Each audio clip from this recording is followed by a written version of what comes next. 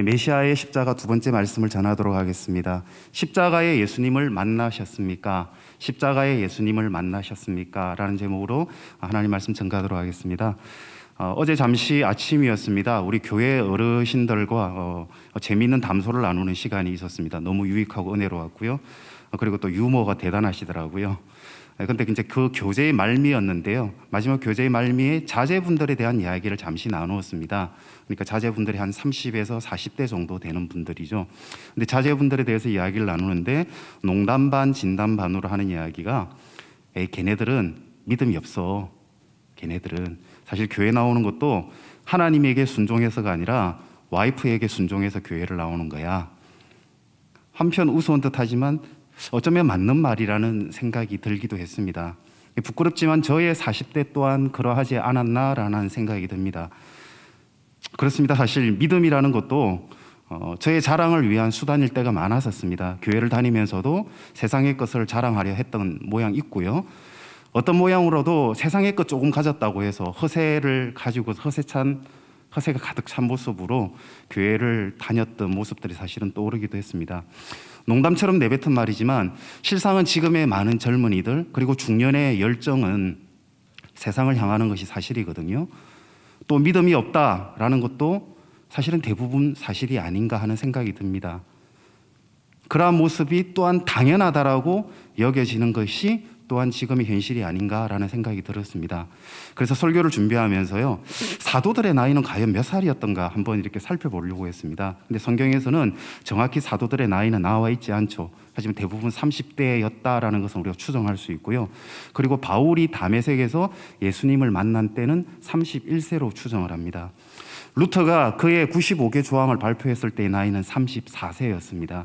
칼빈이 기독교 강요 초판을 내었던 때가요 27세였습니다. 영국의 부흥을 이뤘던 존 웨슬리의 당시의 나이는 35세입니다. 스코틀랜드의 종교개혁 장로교회 창시자였던 존 낙스의 나이는 45세였습니다. 조지 뮬러가 1836년 브리스톨에서 그의 고아원을 처음 열었을 때의 나이는 31세였습니다. 우리가 잘 알고 있는 D.L. 무디가 세계적인 복음 전도자가 되었던 것은 20대였습니다. 믿음이 없어 라는 말이 우리에겐 당연하게 들려오는 이 시대가 되었는지 모르겠지만 이들에게는 결코 당연한 게 아니었습니다. 이들에게 있어서는 믿음이라는 게 더 이상 피상적이고 형식적인 것이 아니었다라는 겁니다. 사실 제가 청소년부 전도사로서 청소년부의 설교를 하게 돼 있고요. 그래서 청소년부의 상황들을 많이 알게 되는데 이게 청소년부에게만 해당되는 경우일지는 모르겠는데 교회를 다니는 청소년임에도 불구하고 예수님이라는 존재를 가상의 인물로 여기는 친구들도 사실은 있습니다. 근데 이게 비단 청소년에게만 해당될까? 믿음이 없어 라고 당연히 여기는 그 상황도 사실은 근본적으로 예수님을 모른다라는 것을 의미할 수도 있습니다. 예수님이라는 존재를 인격적으로 실체로 만나지 못했다라는 것을 의미한다라는 것입니다.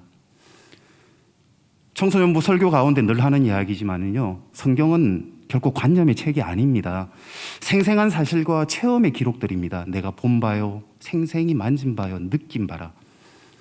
피 맺힌 생명의 희생들로 만들어진 선명한 역사가 기록된 것이 사실은 성경입니다. 부활을 이루신 것을 분명히 목도하였고요. 그래서 하나님을 믿고 인정할 수밖에 없는 그 사실의 진리의 책이 성경입니다. 이것을 믿고 고백하게 하지 못한다면, 이렇게 인격적인 하나님과 예수님을 만나게 하지 못한다면 믿음이 없어 라고 이야기하듯이 우리는 평생 사실은 신앙을 표류할 수밖에 없다고 생각을 합니다. 그래서 잠시 제가 세 가지 질문을 한번 드려볼까 생각을 하는데요. 청소년들에게 가끔 제가 이런 질문을 합니다. 답은 안 하셔도 되고 속으로 대답을 하시면서 그냥 제 속으로 여러분께서 한번 느껴보시면 됩니다. 첫 번째 질문입니다. 하나님께서 이 땅에 사람으로 오셨습니다. 놀랍지 않습니까? 하나도 안 놀래고 있어요. 놀래지 않는다는 사실이 너무 놀랍지 않습니까?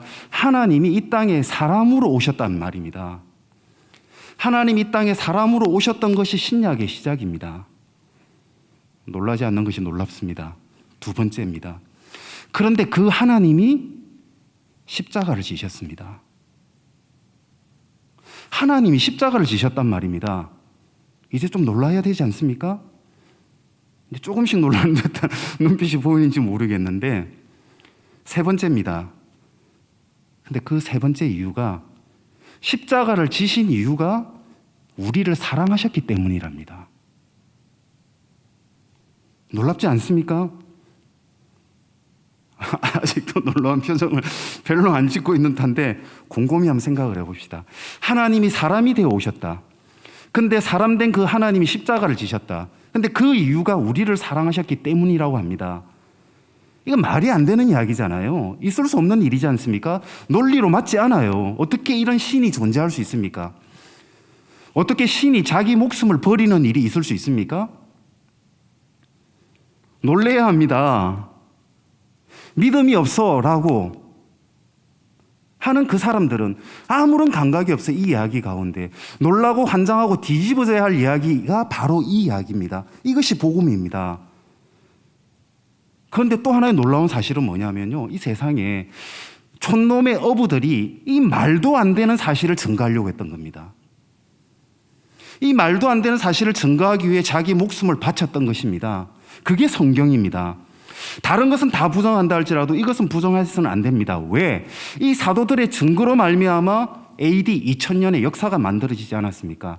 우리 지금의 역사는 갈릴리, 나사렛 촌동네 그 한 사람, 도저히 논리적으로 있을 수 없는, 사실일 수 없는 그 놀라운 세 가지의 이야기를 증거하면서 2000년의 역사가 만들어지지 않았습니까? 이건 부정할 수 없지 않습니까? 다시 한번 생각해 봅시다. 다시 한번 물어봅니다. 하나님이, 천천히 한번 생각해 봅시다. 하나님이 이 땅에 사람이 되어 오셨습니다. 좀 놀라십시오. 그 하나님이 십자가를 지셨습니다. 그 하나님이 십자가를 지신 것은 우리를 사랑하셨기 때문입니다. 이 세 가지 질문에 우리는 사무치도록 느껴야 됩니다. 이 세 가지의 사실이 우리에게 사무치도록 와닿아야 됩니다. 그래야만이 믿음이 더 이상 공허하지 않고 형식적이지 않게 되는 겁니다. 그래야만이 방금 우리가 찬양했던 이 찬양들도 진정으로 찬양할 수 있는 것이고, 진정으로 감사하며, 진정으로 감격하고, 진정으로 찬양드리고, 진정으로 예배를 드릴 수 있는 것 아닙니까? 한 가지만 더 여쭤보겠습니다. 여러분은 예수님을 만나셨습니까? 또 어떻습니까? 이 질문에 대한 솔직한 느낌들은. 솔직히 과거에 저는 예수님을 만났습니까? 라는 질문이 참으로 난감했습니다. 어떻게 대답을 해야 되지? 만났다고 이야기해야 되나? 근데 만났다는 의미가 무엇이지? 만났다는 것을 어떻게 느끼고 어떻게 알 수 있지? 다시 한번 질문해 볼게요. 여러분은 십자가의 예수님을 만나셨습니까? 제가 드린 이 질문의 차이를 느끼셨습니까?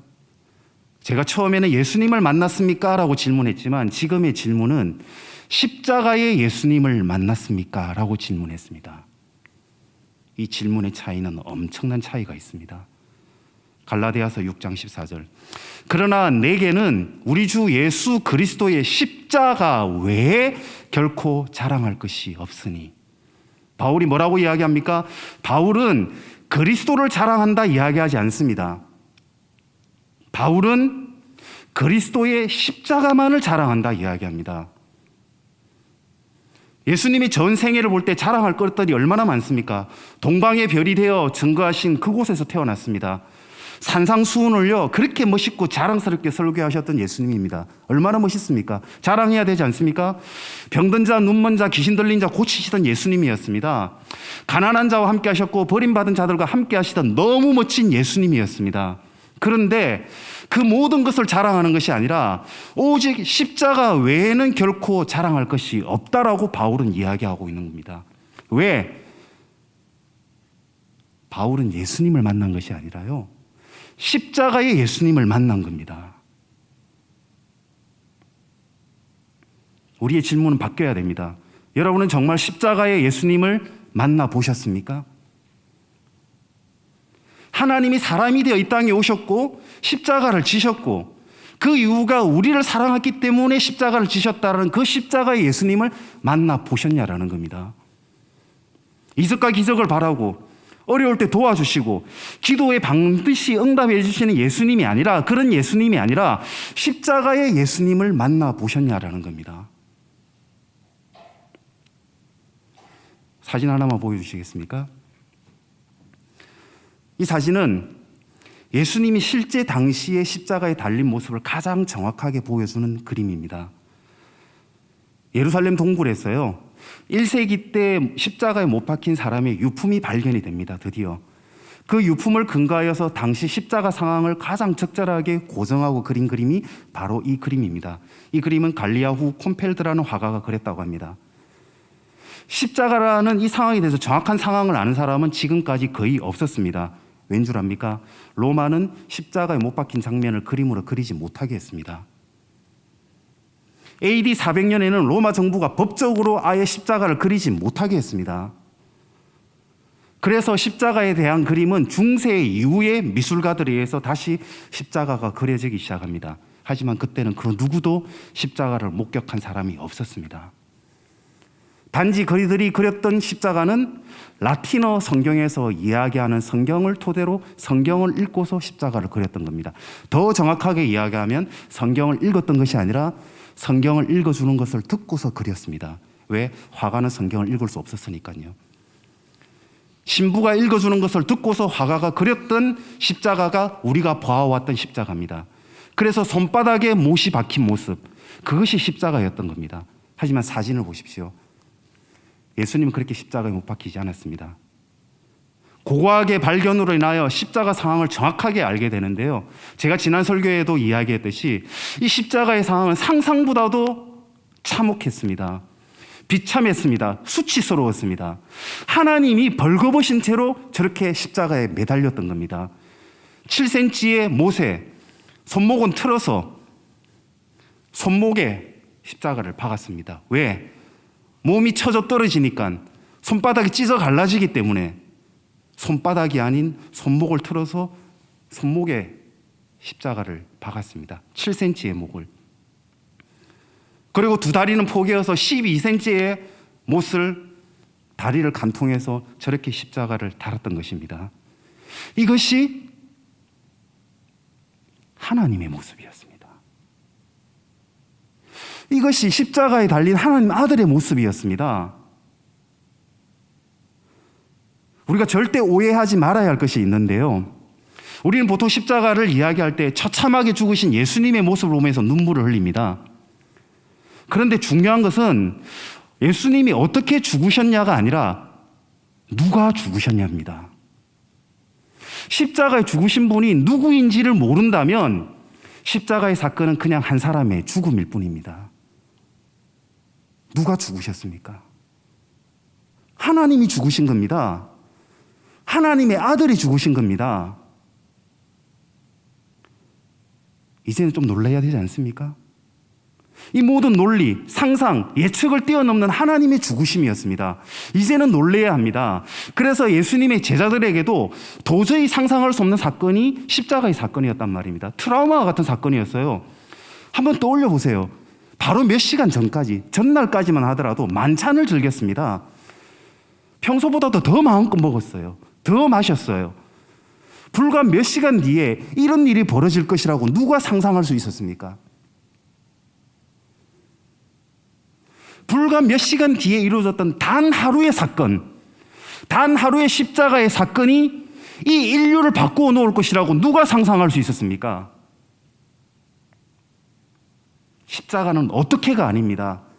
누가 죽었냐를 깨달아야 됩니다. 예수님이 아닌 십자가의 예수님을 깨달아야 된단 말입니다. 바로 하나님이신 그리스도가 그렇게 참혹하게 돌아가신 이유, 그 이유가 우리를 사랑하시었다 라는 사실을 깨닫지 못한다면 우리는 아무런 변화가 일어날 수 없습니다. 믿음이 없어 라고 하는 것이 농담이지만 진단처럼 당연하게 이야기하는 시대가 될 수밖에 없다라는 겁니다. 31세의 바울, 27세의 칼빈, 34세의 루터, 35세의 존 웨슬리, 31세의 조지 뮬러, 20세의 무디, 45세의 존 낙스, 그들은 십자가의 예수님을 만났던 겁니다. 믿음이 없어. 그냥 당연하듯이 여겨지는 그 말들이 그들에게는 결코 당연한 것이 될 수 없었습니다. 예수님께서 십자가에 못 박혔다는 그 놀라운 사실이 지금은 우리에게도 아무 상관없는 듯, 정말 그런 일이 있었어? 라고 여겨지는 이 시대가 되어버렸던 겁니다. 요한복음 19장 31절부터 37절, 오늘 본문은요, 예수님이 십자가에서 마지막 운명을 하시고 난 다음의 모습을 기록하고 있습니다. 십자가에 달리시는 우린 잘 알다시피 6시간 만에 돌아가십니다. 그 이후에 로마 병정들이 하는 모습을 기록하고 있습니다. 예수님과 함께한 두 강도의 다리를 꺾어버립니다. 그리고 예수님은 운명하셨다고 생각했기 때문에 다리를 꺾지 않았습니다. 왜 다리를 꺾었죠? 사진 한번 다시 보여주십시오. 십자가에 달린 사람은 세 개의 못에 의해서 몸을 지탱합니다. 그래서 몸이 자꾸 밑으로 떨어지기 때문에 이것을 막기 위해서 가운데에 작은 막대를 지지하고 있습니다. 보이십니까? 가운데에 작은 막대로 지지하고 있는 것. 그런데 이제는 마지막에 이들을 확실히 죽여야 됩니다. 확인 사살을 해야 됩니다. 확인 사살을 하기 위해서 무릎을 꺾어버립니다. 다리를 꺾어버리면 무릎으로 지탱하던 힘이 이제는 힘을 지탱할 수가 없습니다. 몸을 지탱할 수 없기 때문에 말씀드렸다시피 몸이 아래로 처지기 시작합니다. 그러면서 폐를 누릅니다. 폐를 압박합니다. 몸이 처지면서 폐의 눌림에 의해서 숨을 못 쉬어서 확실하게 확인 사살을 하는 겁니다. 이러한 확인 사살을 하기 위한 방법이 다리를 꺾는 거였습니다. 31절 그 이야기를 하고 있지 않습니까? 31절 읽어봅니다. 이날은 준비일이라 유대인들은 그 안식일이 큰 날이므로 그 안식일에 시체들을 십자가에 두지 아니하려 하여 빌라도에게 그들의 다리를 꺾어 시체를 치워달라 하니, 다리를 꺾어 그들을 확인 사살하여 시체를 치워서 거룩한 안식일에 시체를 없게 해달라. 무릎을 꺾었던 이유입니다. 하지만 예수님은 죽으신 듯 했기 때문에 다리를 꺾지 않았습니다. 그런데 이들은 잔혹하게도 확인 사살을 하기 위해서 창을 왼쪽 아래에서 옆구리를 찔러서 오른쪽에서 찔러서 가슴에 이르게 합니다. 심장을 찔러 피와 물이 흘렀다라고 기록하고 있습니다. 이 광경을 사도 요한이 그대로 목격했던 겁니다. 그래서 요한복음에만 이 기록이 있는 겁니다. 요한이 하나님의 아들 예수님이 그렇게 참혹하게 죽으시는 것을 두 눈으로 생생히 보았던 겁니다. 그리고 그 예수님의 죽음이, 그리고 또한 마침내 부활하심, 그 모든 것을 목격하였기에 요한은 증거하지 않을 수 없다라고 이야기하는 겁니다. 그래서 모든 요한이 기록한 성경의 기록에는 우리가 들은 바요, 눈으로 생생히 본 바요, 우리 손으로 만진 바라 그덕그덕 강조하며 주장했던 것이 요한의 기록이었단 말입니다. 제가 요즘에는 설교가 이렇게 좀 많이 강하거든요. 그냥 그렇게 주님이 좀 모는 것 같아요.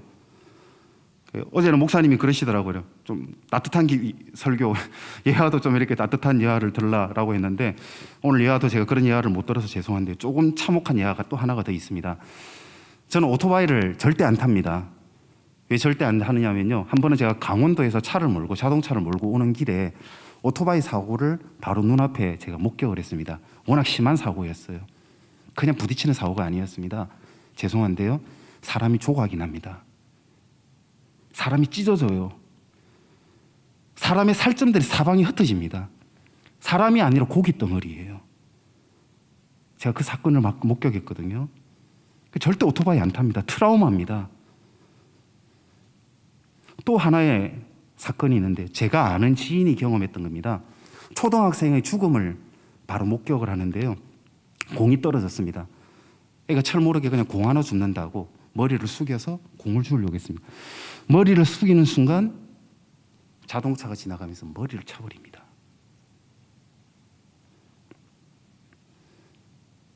그 장면을 본 사람은 평생 트라우마에 잊지 못할, 이 상황은 영혼의 기억에 그냥 박혀버린 사건 아닙니까? 미안합니다. 이런 모습을 그냥 예화로 들어서. 그런데 예수님의 죽음이 그랬단 말입니다. 요한이 목격하였던 예수님의 십자가의 죽음이 그랬단 말입니다. 어떻게 요한이 이 장면을 잊을 수가 있습니까? 이 하나님의 죽음의 그 장면을 어떻게 잊을 수 있습니까? 그런데 여기서도 끝이 아니었죠? 더 놀라운 광경이 벌어집니다. 3일 만에 부활을 하십니다. 3일 만에. 이 놀라운 상황들, 두 눈앞에 펼쳐진 부인할 수 없는 이 놀라운 상황들, 그런데 더더욱 놀라운 것은 이 모든 하나의 장면이 하나의 사건들이 아니라 놀랍고 놀라운 것은 이 모든 상황들이 이미 성경에 기록되었더라. 이 모든 상황들이 성경에 기록되었고 이것을 이룬 것이 예수님이었다라는 것을 발견하게 되었던 겁니다. 그래서 그들은 증거할 수밖에 없었던 것입니다. 성경을 이루는 자라, 하나님의 아들이심에도 불구하고 십자가에 달린 그가 성경을 이루는 자라, 결코 부인할 수 없는 역사가 시작되게 되는 겁니다. 그것이 기독교의 고백입니다. 이것이 기독교의 본질입니다. 이것이 기독교의 증거입니다. 우리가 그것을 증거하고 있습니까? 우리는 문자와 글을 증거하고 있지 않습니까? 십자가의 예수님을 만나셨습니까? 오늘 본문이 바로 그럽니다. 오늘 본문에서 요한은 예수님의 참혹한 죽음을 묘사했던 것이 아닙니다. 왜 굳이 예수님의 죽음을 참혹하게 묘사할 필요가 있습니까? 요한은 그것이 아니라 참혹하게 죽으신 분이 바로 누구였나를 증거하려고 했던 겁니다. 바로 삼위일체의 하나님이요, 하나님의 아들이 참혹하게 죽었다는 사실을 알리려고 합니다. 그리고 이 모든 것이 성경에 이미 기록되고 예언되었다라는 것, 그 예언을 이룬 것이라는 그 놀라운 사실을 증언하려 한 것이 35절과 36절입니다. 다시 읽어봅니다. 이를 본 자가 증언하였으니, 무엇을 증언합니까? 죽음을 증언하고자 하는 것이 아닙니다. 그 증언은 참이라, 그가 자기의 말하는 것이 참인 줄 알고 너희로 믿게 하려 함이니라. 그 증언의 내용이 다음에 나옵니다. 36절. 이 일이 일어난 것은 그 뼈가 하나도 꺾이지 아니하리라 한, 읽으십시오. 성경을 응하게 하려 함이라. 요한의 증거는 이것이었습니다. 예수님의 다리를 꺾지 아니한 것은 로마 병정의 판단이 아니요, 확인 사살이 아니요, 성경을 이루기 위함이라. 출애굽기 12장 46절. 뼈도 꺾지 말라라는 예언의 성취였던 겁니다. 37절. 또 다른 성경에 그들이 그 찌르는 자를 창으로 찌르는 것을 보리라 성경에 이야기하였느니라. 37절 또 증언합니다. 그것이 스가랴서 12장 10절.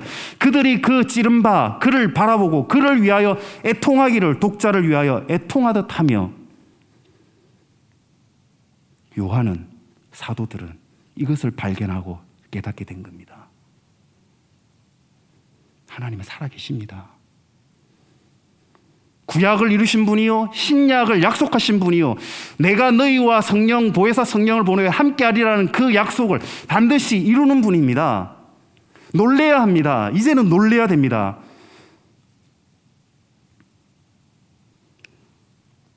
시간이 많지 않기 때문에 여기서 정리하려고 합니다.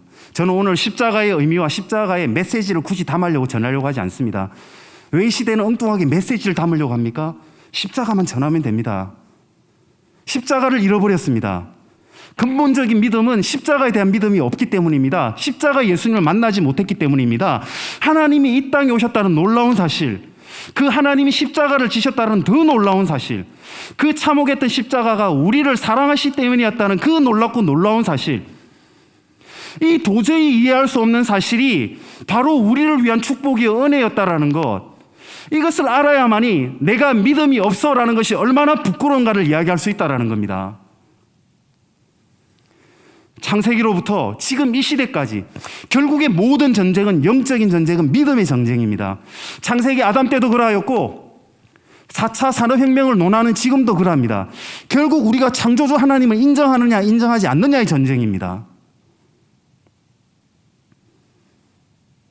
삼위일체의 하나님, 살아계신 하나님을 인정하느냐 인정하지 않느냐, 지금 이 순간 이 자리에도 역사하시느냐 역사하지 않느냐, 그것을 인정하지 않느냐 인정하느냐, 그 믿음을 물으시는 겁니다.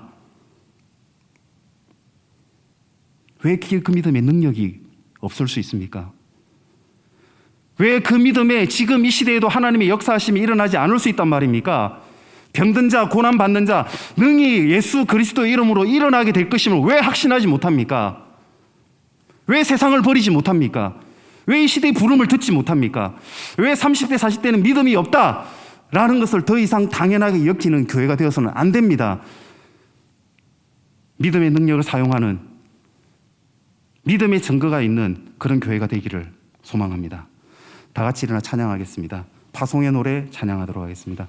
왜 굳이 제가 파송의 노래를 찬양하고자 하느냐면요, 어제 목사님께서 또 선교사님을 위해서 또 그 찬양을 하면서 되게 은혜를 많이 받았습니다.